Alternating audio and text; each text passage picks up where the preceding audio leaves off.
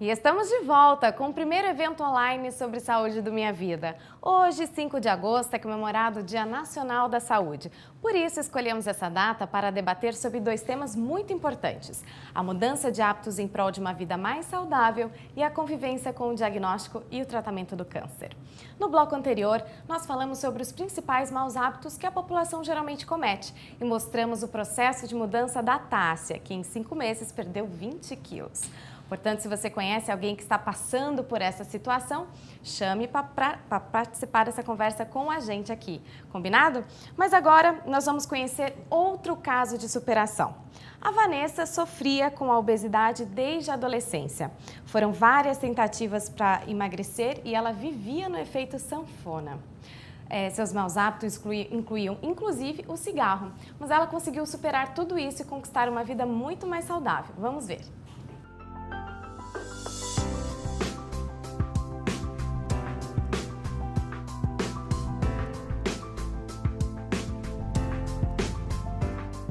Eu sempre fui uma criança gordinha, assim, principalmente a partir dos 3 anos.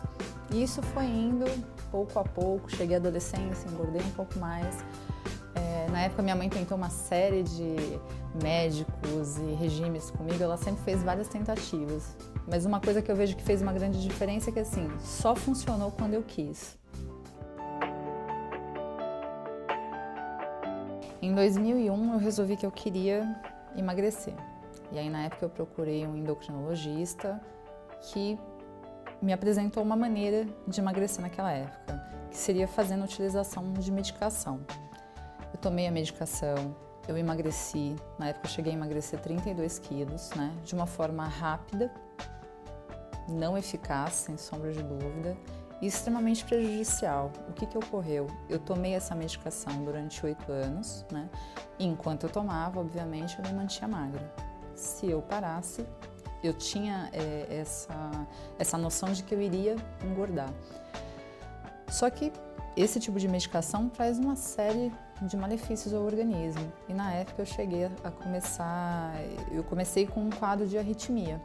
Quando isso aconteceu, eu procurei um novo médico que me ajudou a fazer a retirada do medicamento, porque também tem isso, é uma medicação que causa uma dependência psicológica e física, né? E aí sim, o meu processo de emagrecimento começou, foi a partir daí.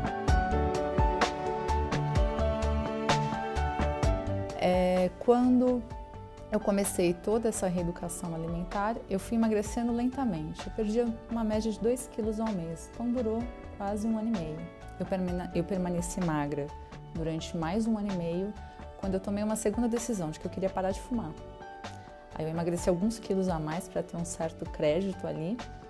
Parei de fumar faz 1 ano, já que eu não fumo. E engordei, obviamente, alguns bons 7 quilinhos durante esse período. Já perdi alguns, já perdi 4, faltam só mais 3. E hoje me sinto muito melhor, assim. Hoje em dia eu tenho toda uma rotina, eu nado, eu corro, hoje em dia eu faço provas de 10 quilômetros, já fiz 3, para mim já é um avanço. Para quem fumou durante 17 anos, isso é uma grande diferença. Passei a fazer musculação, caminhada na esteira, aula de spinning. Eu sou bastante rigorosa com isso, assim, eu vou à academia 6 vezes por semana. Se eu não estou em São Paulo, se eu não tenho condições de ir na academia, eu vou num parque ou eu vou correr na praia. A corrida foi uma das coisas que eu comecei a treinar, né, depois que eu parei de fumar. Corrida e natação foram dois esportes que eu não fazia antes. Quando eu comecei a emagrecer e comecei a poder comprar em lojas que tem tamanhos normais, nossa, na época eu gastei uma fortuna, porque assim, era muito gostoso você entrar numa loja e não ter aquele olhar da vendedora de ai, não tem o seu tamanho, né? Não tinha mais essa sensação, eu podia vestir o que eu quisesse. Então, a minha principal motivação foi poder comprar e usar a roupa que eu queria, né? E principalmente começar a me achar bonita, eu me achava feia, né? Então assim, eu tinha um cabelo muito bonito, né? Então as pessoas às vezes iam se referir a mim, a Vanessa é bonita. Eu, não, olha o cabelo dela, que tinha um cabelo bem compridão. mas assim, o corpo não ajudava, né? Eu não me sentia bem da forma como eu estava, com o peso que eu estava.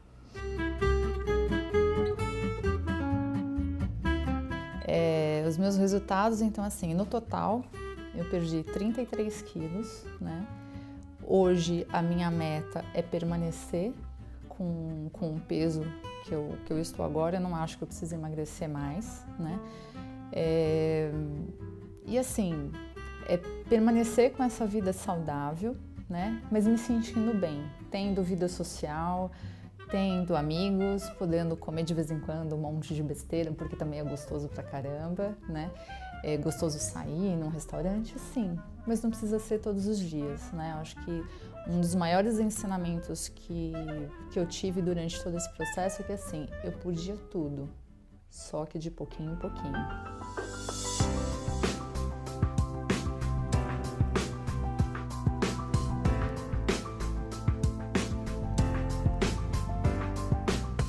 Que legal, hein, gente? Viu como é possível? Então vamos falar com a Vanessa, que está conosco no estúdio. Tudo bem, Vanessa? Tudo Parabéns bom. pela sua história. Obrigada. Seja bem-vinda. Obrigada. Como é que é pra você ver a sua história assim na tela?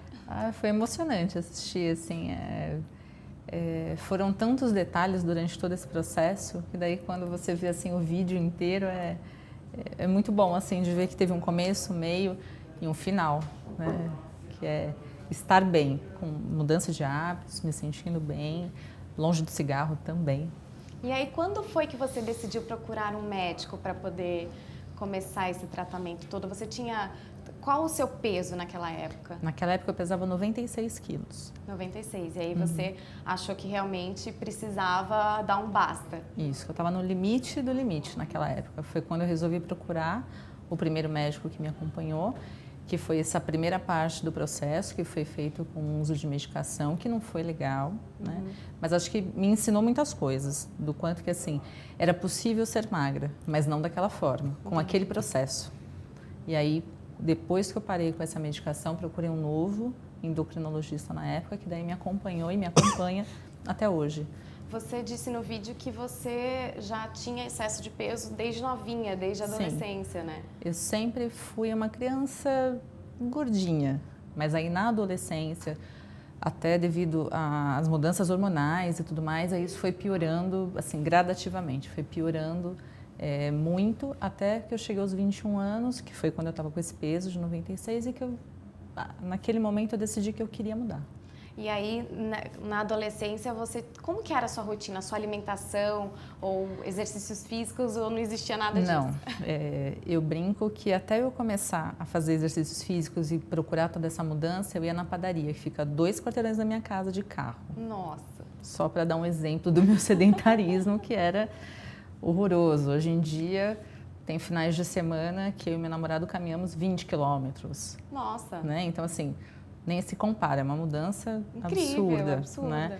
Mas assim, eu tinha essa dificuldade de me exercitar, eu tinha muita dificuldade de lidar com a comida, né? Venho de uma família italiana, né? Então assim, comida... Aquele café da tarde, aquele almoço, aquela salame, queijos, pães, carboidrato, né? Nunca faltou na mesa de casa, né? Então assim...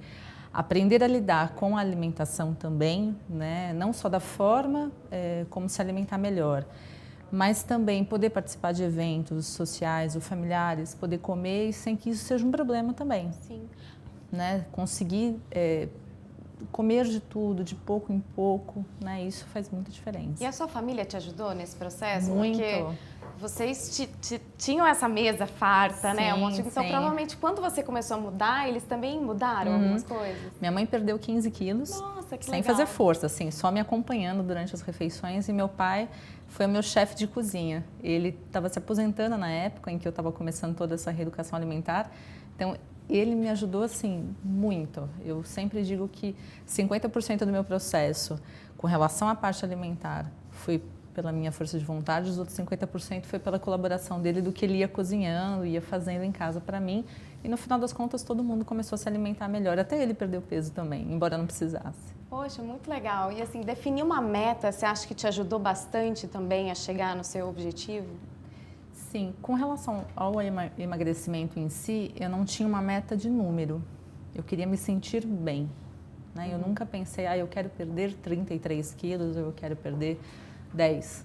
Eu queria me sentir bem. Eu não queria mais sentir que eu tinha todo aquele sobrepeso, todo aquele excesso de gordura. Era só isso que eu queria.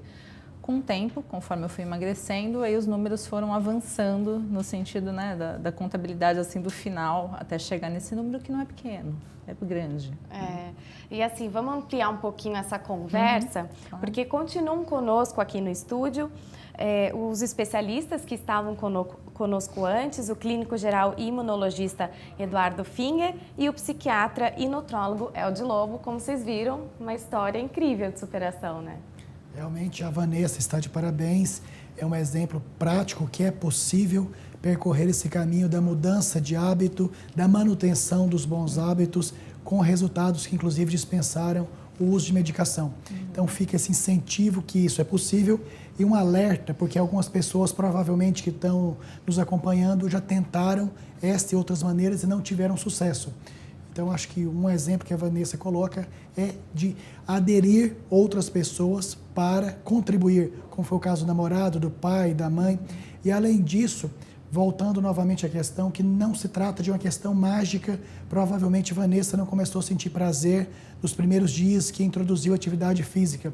Teve um período de dor, para depois desconforto, para depois começar com o período da sensação de prazer. E como o doutor Eduardo falou mais cedo, provavelmente agora, se tirar dela atividade física, vai fazer mal emocionalmente para ela. Com certeza, né, Vanessa? Sim. Hoje você vai 6 vezes por semana na academia. O meu dia off é só o sábado. Mas é importante lembrar, como o senhor mencionou antes, né? Não é começar indo 6 vezes logo no início, né? Porque isso acaba com a pessoa. Você tem que respeitar você mesmo. Se está doendo, diminui. Se não está dando... Eu acho que, na verdade, o caso da Vanessa é emblemático de muitas coisas que dão certo. Eu, por exemplo, ela introduziu no sistema dela um pouco de flexibilidade. Você não vive para ser magro, você vive e você quer ser magro.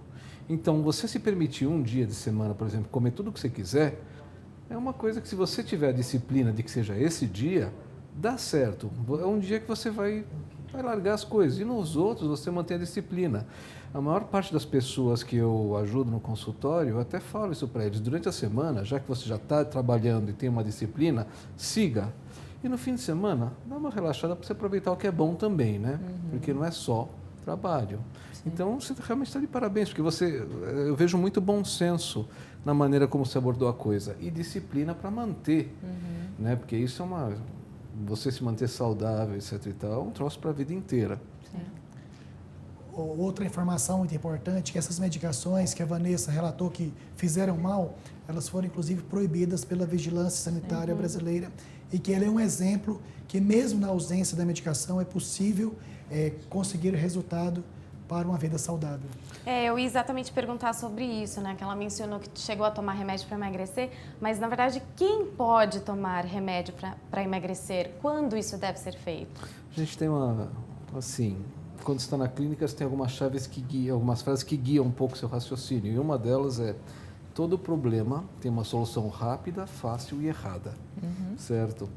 Nós conhecemos as medicações. A gente sabe o que elas fazem e o que elas não fazem. Primeiro, elas não te tornam mais saudável. Certo? Com uma medicação, você é capaz de perder até mais ou menos 7% do peso corporal. Com duas, você chega a 12%, 13%. Mas como ela relatou, isso dura no período em que você está tomando a medicação. Se você para, a tendência natural é voltar. Se você associar isso num regime de exercícios físicos e disciplina, você até mantém. Mas a nossa intenção é tirar aquela medicação o mais rápido possível, porque elas não são boas. Assim, no longo prazo, elas têm efeitos colaterais. Eu não sei se vocês lembram do Fen-Phen, por exemplo, que causava hipertensão pulmonar, chegou a matar pessoas. Então, se você pode ficar longe disso, ótimo. Agora tem a segunda questão, que quando você é médico e você está pensando, você tem que pensar o que é melhor para o seu paciente. Se ele está obeso, com diabetes, hipertensão, gota, uma série de problemas, você tem que fazer alguma coisa. E às vezes não dá para você começar de cara pondo ele numa esteira, etc. Então tem que fazer alguma coisa. E muitas vezes, quando a gente considera que é uma administração do que é menos pior, certo? Eu não sou a favor da cirurgia bariátrica, mas em alguns casos ela se justifica. Se o risco da cirurgia é menor do que o risco dele continuar nesse peso, até isso você pode considerar. É um instrumento certo para aquele caso, se for o caso. É a mesma coisa com a medicação. Talvez seja o instrumento certo, naquele caso, para você começar um processo que aí vai ao resto da vida. O que a gente está promovendo aqui hoje é a oportunidade da pessoa aprender como mudar de uma maneira mais leve, né? Pequenos hábitos, de pouquinho em pouquinho, e chegar lá. A Vanessa teve um desafio enorme porque você fumou por 17 anos, né? 17. E aí você parou e como você conseguiu parar? Porque você emagreceu, você começou a fazer exercício físico e ainda por cima parou de fumar. E ainda por cima. Era uma meta, né?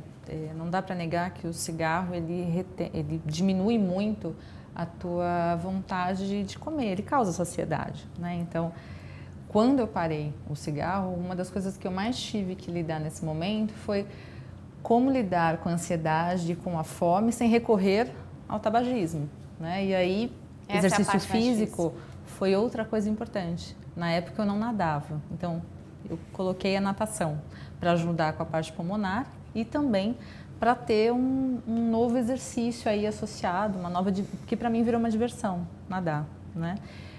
A alimentação, saber o que fazer, então o que podia comer para não ganhar peso, né? Como ter um pouco de conseguir liberar um pouco da ansiedade, mas que não fosse pelo cigarro, né? Que obviamente ele ajuda nisso, mas faz muito mal, né? Então assim, ao longo desse ano, faz 1 ano e 1 mês que eu parei de fumar exatamente. Tiveram muitos desafios, mas assim, valeu a pena por cada dia. O que mudou? Você sente melhor o cheiro, a respiração? Cheiro, gosto, respiração. Eu acho que uma das coisas que mais me chamou a atenção foi um dia, acho que fazia pouco tempo que eu tinha parado de fumar, uns 15 dias no máximo, eu fui tomar banho e eu senti o cheiro do cloro da água. Ah, que legal. Né? Que assim, é tão normal para tanta gente, tem gente que às vezes até nem mais presta atenção nesse cheiro. Mas o cheiro da água do chuveiro, aquele cheiro de cloro, eu senti, eu fiz, nossa, não sabia que essa água tinha cheiro, né? O gosto do alimento fica diferente, assim, o paladar pro açúcar fica extremamente aguçado, mas assim, isso também vai melhorando com o passar do tempo. Começa de uma forma muito forte, você sente tudo com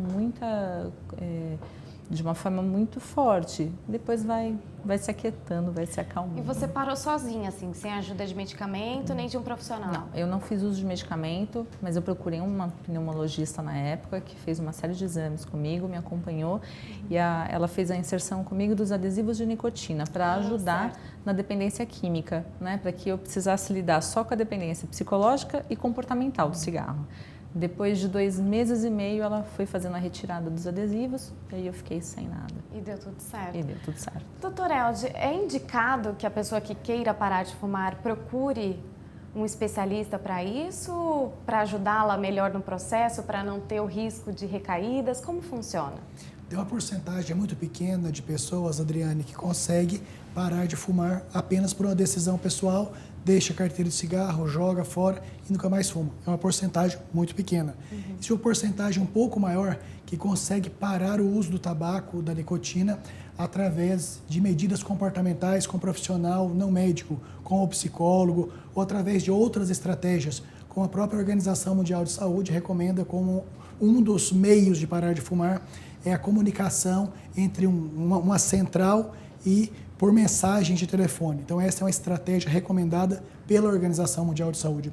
E existe uma parcela de pessoas que tem necessidade do uso apenas do adesivo de nicotina, que é muito importante. Inclusive, eu noto, Vanessa, que quando a pessoa para o uso do tabaco, usando nos primeiros meses o adesivo de nicotina, a questão da fome que aumenta quando para de uso do cigarro tende a ser mais amena, tende a ser menos intensa.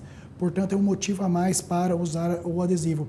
E para os outros, que o adesivo não é suficiente, ainda tem estratégia medicamentosa com a prescrição de antidepressivos específicos e uma outra medicação, inclusive dos últimos anos, chamada vareniclina, também indicada para esse uso. Então, uma porcentagem independente do profissional, uma porcentagem maior com medidas de tratamento menos incisivas, existe essa possibilidade da comunicação com a central por mensagem de texto de celular e um outro grupo que vai precisar da medicação. E a boa notícia, que são medicações, Adriane, que quando indicadas, quando prescritas pelo médico, elas não causam dependência e não causam efeitos colaterais abusivos, muito graves. Até porque os efeitos do cigarro serão seguramente muito mais graves do que os efeitos colaterais da medicação. Eu acho que é legal a gente falar aqui, porque assim, a Vanessa tem uma força de vontade incrível, né? Que nem muitas vezes as pessoas não têm. E acho que o papel da família é fundamental também para auxiliar em todo esse processo. E aqui tem muitas vezes, às vezes as pessoas têm vontade de fumar, mas a própria família tem uma experiência um pouco negativa, tipo, ele já tentou, ficou um pouco chato, acho melhor ele voltar a fumar, enfim, é uma confusão familiar que acaba atrapalhando aquela pessoa. Qual a dica que vocês dão para a família que quer ajudar a pessoa a parar de fumar e como essa pessoa deve lidar com a família? Agora, uma dica que eu acho muito importante é não sentir dó, porque é uma tendência errada do esposo, esposa, filho, filha, pai, mãe, mas depois que parou de fumar está mais nervoso, está com dificuldade para resolver os problemas, então estou com dó e vou falar, não, volta a fumar, fuma menos, ao invés de fumar daquele tanto. Então, é não sentir dó. Vai precisar ter muito mais dó futuramente se essa pessoa desenvolver um câncer de língua, de pulmão e várias outras consequências. E, muito importante, na família da Vanessa, as pessoas reeducaram para a alimentação ao mesmo tempo. Então, se tem mais de uma pessoa fumando na mesma família, é muito importante que também tenha um planejamento grupal para parar com esse comportamento. Uma das maneiras que eu encontro de tentar ajudar essa pessoa é que muitas vezes quando você para de fumar, por exemplo, está entrando num caminho novo e você não sabe o que esperar, aí vem aquela coisa, você não sabe se isso é normal ou não é. Então, o que eu faço é eu dou muita informação. Eu dou os mesmos artigos que eu leio, tem alguns lugares que oferecem artigos, mas para a pessoa saber o que a espera, inclusive ela pode dividir essa informação. E isso ajuda as pessoas a observarem, ver que esse caminho, na verdade, é normal, natural. Eventualmente vai ficar um pouco mais irritável, só vai acontecer, tudo bem. Mesma coisa que a Cássia falou, por exemplo, que toda vez no mês que ela vai ficar menstruada, aumenta o peso dela. Se você não sabe o que está acontecendo, você acha que você falhou. Se você sabe que isso é passageiro, vai passar. Deixa de ter o peso emocional da falha. E passa a ser simplesmente algo que você tem que atravessar para chegar do outro lado. Então, quanto mais informação, melhor. E, por exemplo, a Vanessa parou de fumar, ela consegue recuperar completamente a expectativa de vida dela? Olha, é controverso. Antigamente a gente falava que 10 anos sem fumar e o seu risco volta ao risco da população normal, pelo menos para câncer. Mais recentemente existem alguns artigos mostrando que talvez não seja bem assim. Mas, de qualquer maneira, não fumando, você está infinitamente melhor do que fumando, certo? Se eu fosse sintetizar o cigarro numa única palavra, eu diria que é uma catástrofe, é um desastre. Sim. É muito importante que ela parou de fumar, felizmente, bem cedo, ainda muito jovem. Então, aumenta a chance de qualquer perda anterior ter uma recuperação plena em qualquer que seja o órgão do corpo. O que você pode dizer aí para quem está pensando em parar, querendo, implorando para parar? Para quem está pensando em parar, eu acho que uma das coisas mais importantes, você precisa ter um projeto de como é que você vai fazer isso. Eu, na época, com o auxílio da nutricionista, eu emagreci um pouco mais para não ficar preocupada em aumentar o peso. Eu comecei uma atividade física nova para ter uma motivação também diferente, eu acho que isso é importante. Ter muita informação, eu concordo, né? De saber o que é que está acontecendo com o teu organismo, o que são essas vontades, o que é essa mudança de humor, o que está ocorrendo ao teu redor. Mas acho que principalmente é de ter a certeza de que assim, é um processo que tem começo, meio e fim. E você tem que acreditar que vai dar certo. Todo dia. Todo dia. Que moça segura, gente. A ansiedade para emagrecer realmente, emagrecer, parar de fumar e tantos outros desejos causam um estresse danado nas nossas vidas. E com isso vem as frustrações, é claro. Mas o estresse faz parte aí do dia a dia, né? E o que não pode é que esse estresse se torne um hábito ruim, como foi o caso da Valéria. O problema dela era com o trabalho. Veja só. Sim, senhora, sim, senhora, sim, senhora, sim, senhora, sim, senhora. Chegou um momento em que foi num ano novo. Eu estava programada para relaxar 3, 4 dias. E o telefone tocou e eu atendi. e era para eu voltar da onde eu estava nos dias de descanso no Nordeste, era para eu voltar. Eu falei, mas eu não tenho como voltar, é para voltar, e é agora. Bem, isso desencadeou quase que já uma síndrome do pânico. Eu fui buscar ajuda médica, porque eu tinha taquicardias, palpitações, o telefone tocava, eu começava a tremer e chorava muito. Aí eu sempre fiz atividade física, mas nessa altura eu parei com a atividade. Sabe, eu fui assim, foi uma coisa, o estresse veio e de uma vez me derrubou. A gente quis mostrar essa história para poder comentar aqui quais as doenças que o estresse e a ansiedade podem levar uma pessoa a desenvolver. Desde aquelas que são ditas psicossomáticas, que repercutem emocionalmente, como sintomas depressivos, de desânimo, vontade de morrer, dificuldade de resolver as questões do dia a dia, insônia, diminuição do apetite, diminuição da qualidade do sono.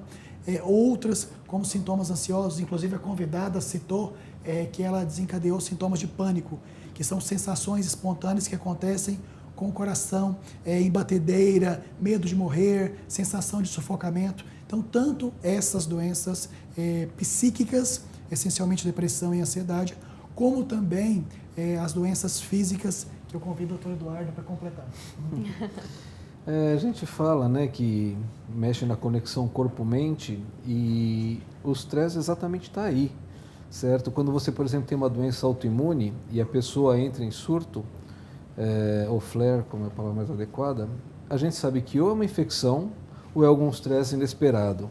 Então, a base do equilíbrio e saúde é essencialmente o equilíbrio entre 1 trilhão de componentes que estão funcionando aqui, que só a natureza sabe regular. Ele tira esse equilíbrio, certo? O estresse, ele surgiu como uma reação para você fugir ou lutar por um tempo determinado e depois disso acabou. O problema é que nós somos seres simbólicos, então muitas vezes você não consegue identificar a ameaça, então ele está ligado o tempo todo e você não sabe por quê. E você parece estar carregando nas costas e falta energia, você tem sintomas de pânico, como ela falou, isso é tão absolutamente comum, assim, eu diria para você que pelo menos 60% das pessoas que eu vejo vêm ao consultório motivado por sintomas como é que ela falou. E você não, como a Cássia falou, você não percebe isso. Alguém tem que chamar a sua atenção para você ver que você está fora de controle. E agora, uma vez que você percebe isso, aí você começa a trabalhar para você voltar ao controle da sua vida. E aí tudo melhora. Pois é, lição de casa aí para todo mundo hoje, né? Pensar numa maneira aí, depois de tantas dicas, de amenizar o estresse, de dormir melhor, de ter uma alimentação mais saudável, né? De acabar ou diminuir os vícios do dia a dia. E o nosso bloco está acabando, está chegando ao final. Eu queria agradecer a presença de vocês e dizer que, Vanessa, muito obrigada. Com certeza a sua história está fazendo diferença na vida de muitas pessoas hoje. Obrigada, muito obrigada. Desejamos boa sorte aí na sua caminhada, viu? E aos doutores, muito obrigada pela participação aqui ao vivo. Com certeza o que vocês disseram hoje vai ajudar muita gente. Agradeço muito, Adriane. Mais uma vez, parabéns para o portal Minha Vida, que de fato coloca a responsabilidade social nesse evento inédito. E vocês estão de parabéns, principalmente com uma apresentação como a sua. Ah, muito obrigada. Ó, tá vendo? Ganhei elogio aqui do doutor. Bom, e lembrando então que eles estarão disponíveis agora para o chat. Então você que ficou na dúvida, quer fazer uma pergunta, eles podem te ajudar, tá? Assim que acabar o programa, eles vão para lá poder responder as dúvidas de vocês. E a seguir, vamos falar sobre o diagnóstico e tratamentos para o câncer. E ainda hoje, o ex-jogador de basquete Oscar Schmidt conta em entrevista exclusiva à Minha Vida como está sendo a luta dele contra o câncer. Veja só um trecho. Me levaram para o hospital, que era perto dali. Cheguei no hospital, já reanimado e tal. E o doutor começou a fazer as perguntas e praxe. Você sabe onde você está, Oscar? Eu falei, claro. Onde você está? Eu estou no Rio de Janeiro. O meu filho falou, pá, você está em Orlando. Ô, Felipe, tá bom? Estava completamente fora do que faz a cabeça da gente. Que a minha imagem, a minha lembrança é que eu estava num evento e muita gente passando quase por cima de mim, eu caía no chão e aquilo era o Rio de Janeiro. Ainda hoje. Vamos para um rápido intervalo e já voltamos, não sai daí.